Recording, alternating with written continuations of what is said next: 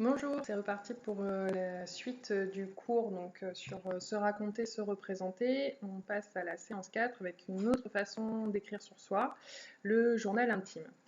Je vous ai mis en fait deux extraits de journaux intimes de guerre, c'est un cas encore particulier. Un journal intime de Jean Guéhenno et un autre de Jean Malaquais. Donc en regardant rapidement le péritexte, ce qui est autour du texte à étudier, on peut voir facilement que donc, ces deux journaux sont datés de 1940 et donc une situation assez particulière en France puisqu'il s'agit du début de la Seconde Guerre mondiale, en tout cas à la fin pour la France, puisque les deux font référence à la capitulation de la France en juin 1940. Alors ces deux journaux se passent donc à la même période, mais les deux écrivains, eux, ne sont pas tout à fait dans la même situation, puisque Jean Malaquais, dans le premier texte, est un soldat dans les tranchées et décrit sa vie de soldat sur le front, alors que Jean Guéhenno n'est pas mobilisé et vit sa vie de citoyen normal. Alors on lit maintenant le premier texte.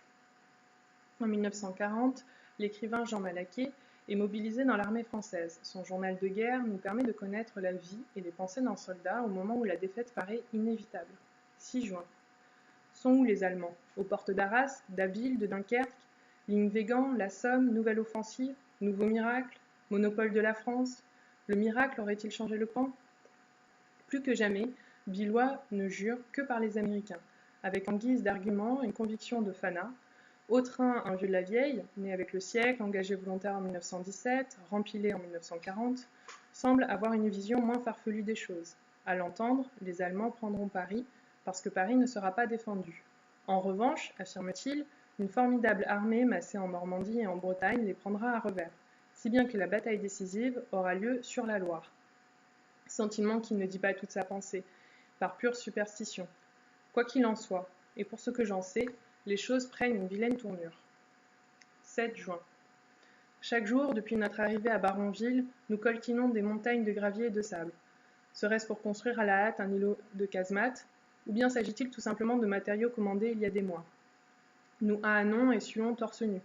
Bref aboiement de la DCA contre quelques avions à peine visibles, suivis de touffes blanchâtres dans le ciel. Tranchées, nids de mitrailleuses, petits ouvrages boursouflés parsèment la campagne environnante.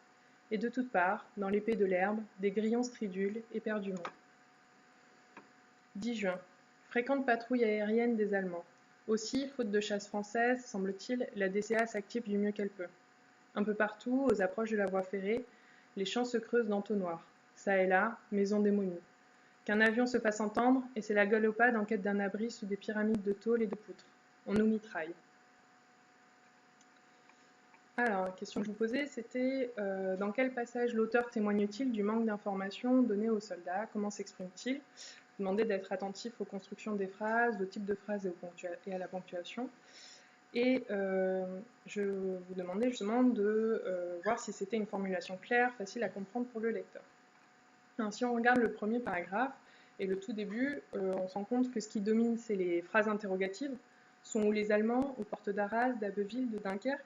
Et c'est ce qu'on appelle des phrases non verbales, pour ce qui est de aux portes d'Arras, d'Abbeville, de Dunkerque, ligne Végan, la Somme, nouvelle offensive, puisqu'il n'y a pas de verbe conjugué.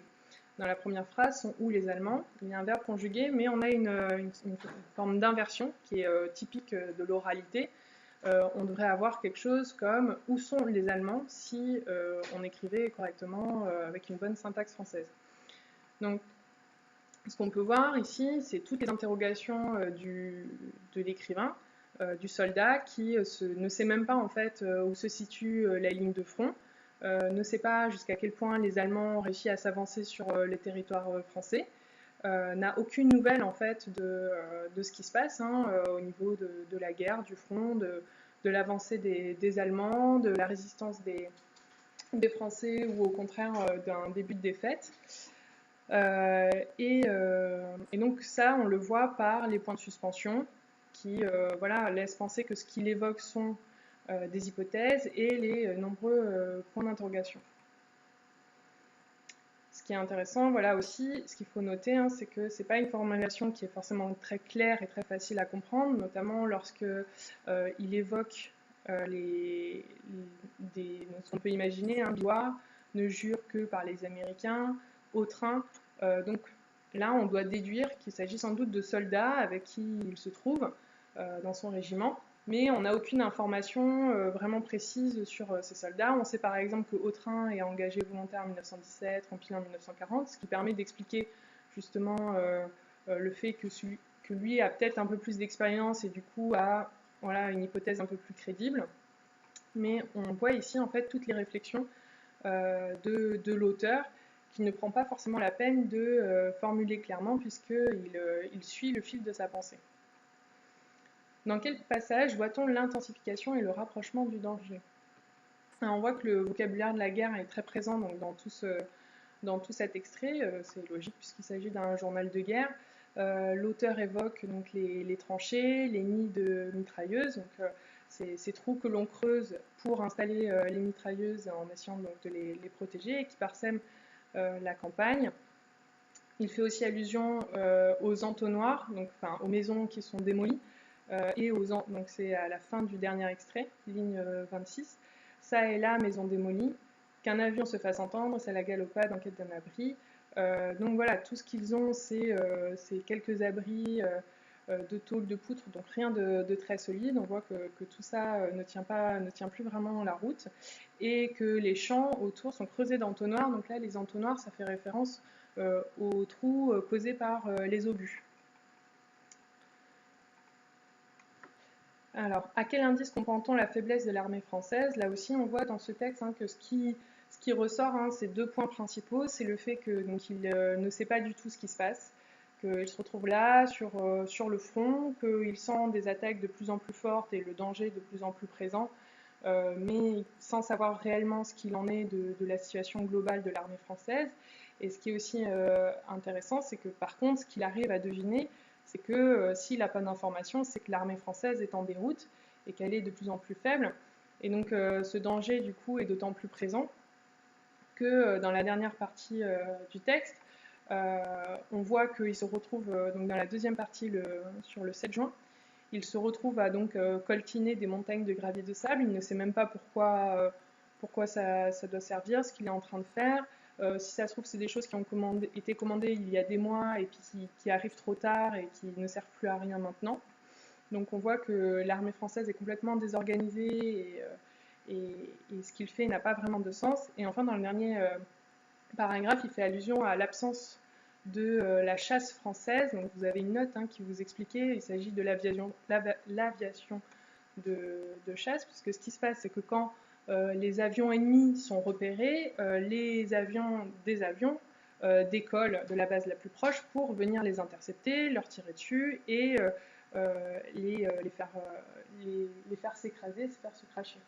Et c'est comme ça qu'on protège du coup les soldats au sol. Et le problème, c'est que là, l'armée française est dans une telle déroute, c'est la débâcle, que quand des avions ennemis apparaissent, il n'y a aucun avion français pour venir les intercepter, et donc ils peuvent mitrailler allègrement les soldats qui sont au sol.